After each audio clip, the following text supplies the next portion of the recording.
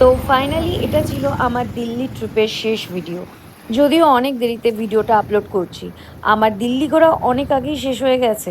আর আমি জুনের একেবারে শেষের দিকে এসে এই ভিডিওটা তোমাদের সাথে শেয়ার করছি। সত্যি বলতে আমি চাই তোমাদের সঙ্গে নিয়মিত ডেইলি ব্লগ শেয়ার করার, কিন্তু কাজের চাপে সেটা হয়ে ওঠে না।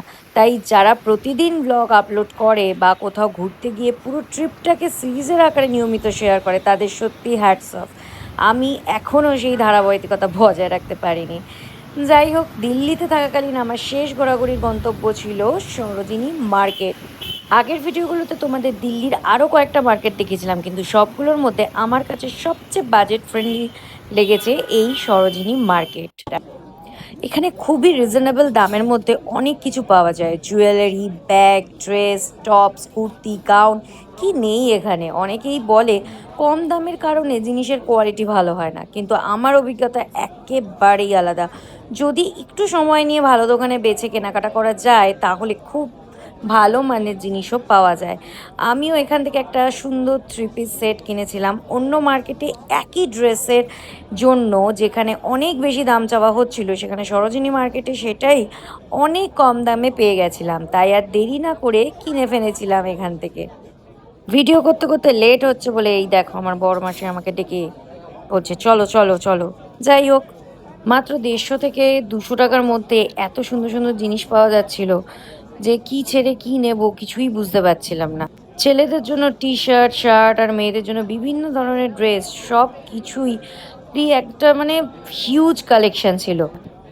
এখানে বিডস, ইয়াররিংসের নানান ধরনের কালেকশন ছিল, নানান ধরনের অ্যাক্সেসরিজ, অসাধারণ কালেকশন ছিল। সত্যি বলতে এত ভ্যারাইটিস আমি অন্য কোনো মার্কেটে দেখতে পাইনি খুব একটা।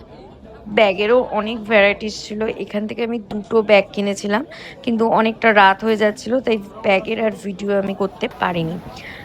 সাধারণত সরোজিনী মার্কেট সকাল থেকে খোলা থাকে এবং বেশিরভাগ দোকান রাত 9টার মধ্যে বন্ধ হয়ে যায়। আর সোমবার পুরো মার্কেট বন্ধ থাকে, তবে কিছু কিছু দোকান খোলা দেখা যায়। মঙ্গলবার থেকে রবিবার পর্যন্ত পুরো মার্কেট জমজমাট থাকে। এরপর আমরা আবারও চলে এলাম অনুপম ফিফেরের কাছে। এর আগে তোমরা অনেকবার ভিডিওতে দেখেছো।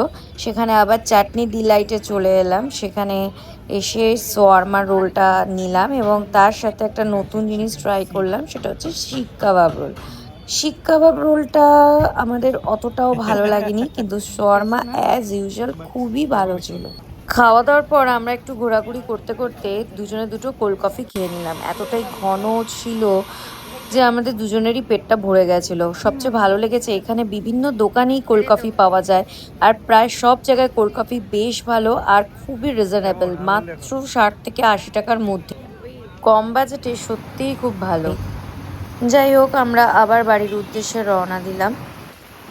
ওই যে দেখতে পাচ্ছ, ওটা হলো all India institute of medical science, মানে দিল্লির এইমস। বিশাল বড় এলাকা জুড়ে তৈরি এই প্রতিষ্ঠানটি।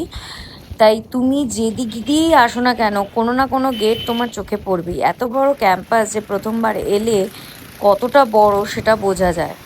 আর এভাবেই শেষ হলো আমার দিল্লি ট্রিপের শেষ ঘোরাঘুরির ভিডিও। আশা করি ভিডিওটা তোমাদের ভালো লেগেছে। ভালো লাগলে অবশ্যই লাইক দিও, কমেন্ট করো।